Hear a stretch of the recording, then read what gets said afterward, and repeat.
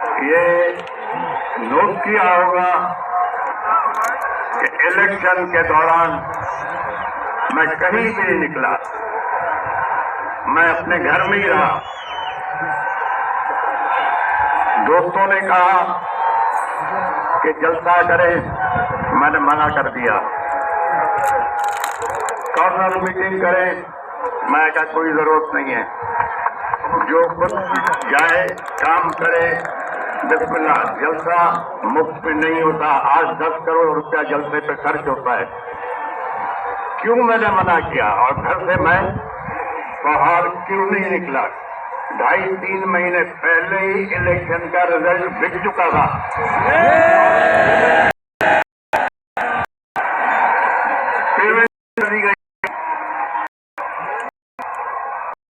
जब मैं हमेशा कहता था और मेरे कुछ दोस्त कहते थे आप बार बार क्यों कहते हैं, मैं क्या कहता था कि फेडरेशन की अलामत हमारी फौज है, रखवाली है फेडरेशन की। इस इलेक्शन ने प्रूव कर दिया, कोई भी सियासी पार्टी, कोई भी सियासी लीडर अब नेशनल लेवल पे, कौमी लेवल पे कोई भी नहीं है, सब सूबे लेवल पे आ गए। इस इलेक्शन ने प्रूव कर दिया। अब जहां तक सवाल है कि हमने दिलचस्पी नहीं दिखाई, वो मैंने बता दिया कि 2.5-3 महीने पहले ही हमें पता था कि पेमेंट हो गई है, जहां जहां जानी थी पेमेंट चली गई है।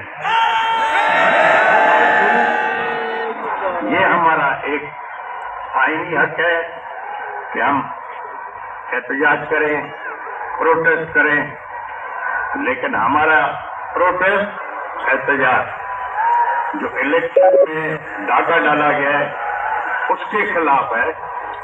बाकी फौज हमारी अपनी है, हम सोच भी नहीं सकते जो हमारी फेडरेशन को संभाल रही है उस फौज से हम दूर हो, हम ये सोच भी नहीं सकते हैं।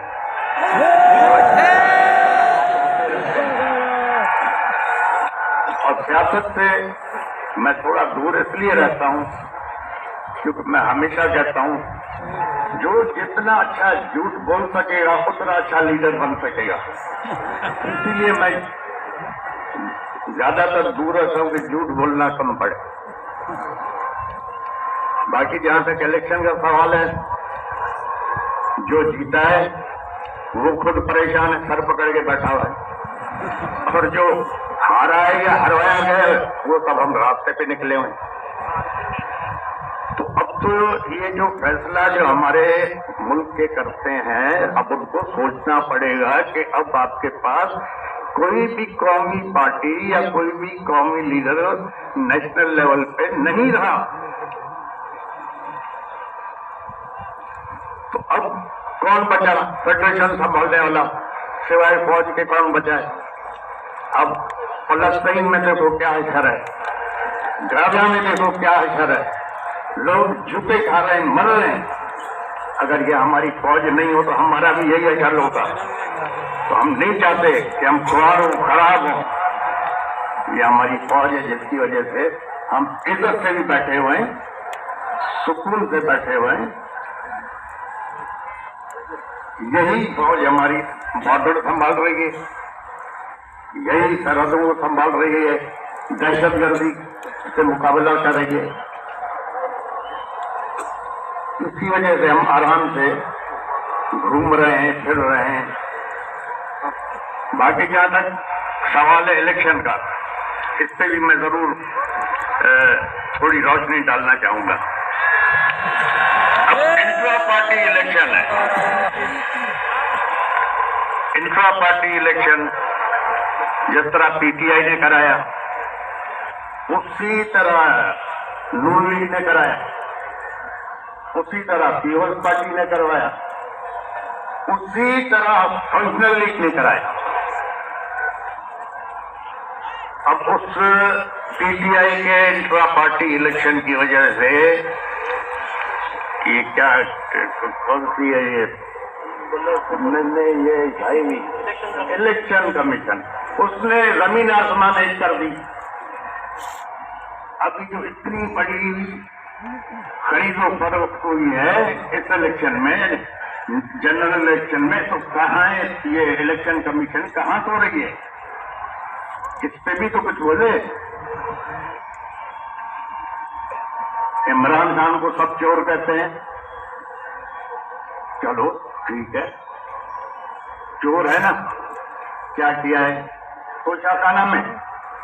क्या इमरान खान से पहले जो लोग आए थे, प्राइम मिनिस्टर या प्रेसिडेंट, उन लोगों ने कुछ नहीं लिया तोशाखाना में? उन लोगों ने गाड़ी नहीं ली क्या तोशाखाना में?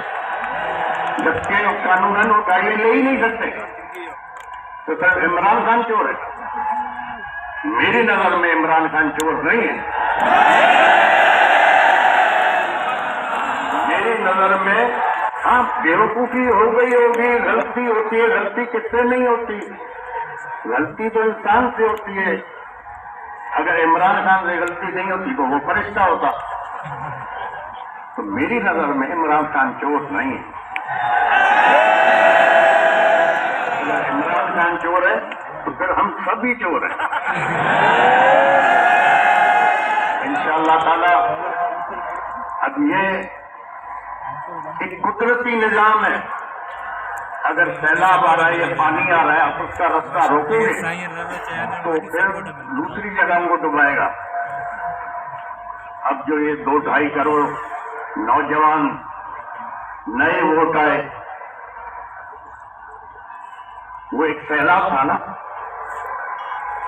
अब जब उस सैलाब को रोका गया तो उसके नतीजे में क्या हुआ? पाकिस्तान की तारीख में पहली दफा आजाद उम्मीदवार मेजोरिटी में जीत गए। सबको दबा दिया उन्होंने। ये तो पीटीआई के नौजवानों ने, बच्चों ने, लड़कियों ने, औरतों ने एक कमाल करके दिखा दिया। न उसके पास सिंबल, न किसी को निशान का पता पड़ रहा था, और न फिर कोई सोच रहा था कि आजाद उम्मीदवारों को वोट मिलेंगे, लेकिन मिल गए। तो अगर किसी इस मुल्क में अगर आप इंसाफ नहीं दोगे, इज्जत नहीं दोगे, तो लोग फिर इंसाफ के लिए अलग रास्ता निकालेंगे। काफी रोज पहले अखबार पढ़ रहा था तो उसमें लिखा हुआ था कि जनाब 2 या 3 आदमियों को फांसी की सजा हो गई। 8-10 साल केस उनका चलता रहा। 8-10 साल के बाद सुप्रीम कोर्ट ने फैसला किया कि ये बेगुनाह है, इनको आजाद किया जाए। जेलर ने कहा जी आजाद कहां से करें, 6 महीने पहले फांसी हो चुकी है। अब हमारे पास इंसाफ तो ऐसे चलते हैं। अब सुप्रीम कोर्ट कह रहा है इसको आजाद करो। जेलर के कहता मैं फांसी दे दी, क्योंकि उसको फांसी की सजा हुई थी। अपील 10 साल के बाद कोर्ट ने सुनी। तो जहां ना इंसाफ होगा, न इज्जत होगी, तो फिर लॉ एंड ऑर्डर तो जरूर खराब होगा। इंशाअल्लाह ताला अब सोचना यह है कि कानून के दायरे में रहते हुए और इज्जत से इस मसले को बाकी पार्टियों के साथ, ये लड़ाई हो गई, जमात इस्लामी हो गई, और मजीद जो भी हमारे साथी हमारे साथ आना चाहें, हम उनसे मिलके उनके मशवरे के साथ इसको चलाएंगे। जहां तक मुझे पता है, जो मैं समझता हूं, जो ऊपर खिचड़ी बन गई है, 8-10 महीने से ज्यादा ये हुकूमतें चलना ही नहीं है।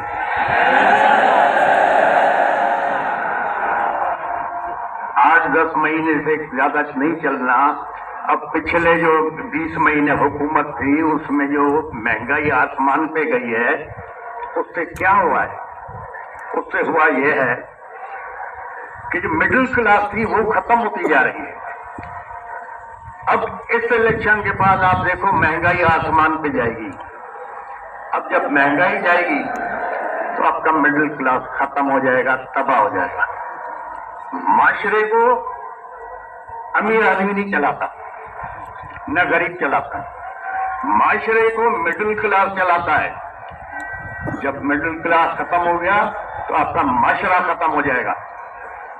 तो खुदा के लिए जो ये देख रहे हैं हालात किस तरफ हमारे जा रहे हैं, इनको सोचना चाहिए। और ये 8-10 महीने ज्यादा हुकूमत चलनी भी नहीं है। हो सकता है अब फौज ने सबको आजमा लिया, अब आजमाने के लिए बच्चा क्या है, हो सकता है इमरजेंसी डिक्लेयर हो जाए या मार्शल लॉ लग जाए।